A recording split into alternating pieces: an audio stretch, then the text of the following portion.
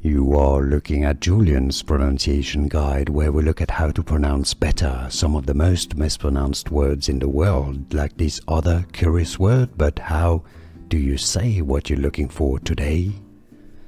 Let's learn how to pronounce this word once and for all correctly. I know many people get confused by it, by the spelling, the GUA spelling at the beginning. So let's clear things up once and for all.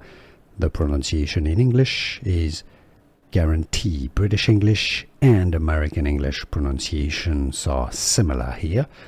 There could be a little bit of a slight difference. Some say it more as guarantee with an A sound. Okay, now in the US in particular, they say it a bit more as guarantee. All right, so you may have ga or ge as the first syllable.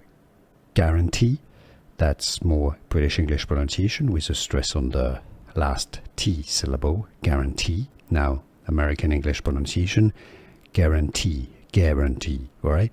But it's similar. Did you get this? Could you hear the difference? Was this any useful? Let me know in the comments and I'll see you soon. Here are more videos on how to pronounce more confusing words and names too many mispronounced. Like this video if you found it useful. I appreciate your support. I'll see you soon and thanks for watching.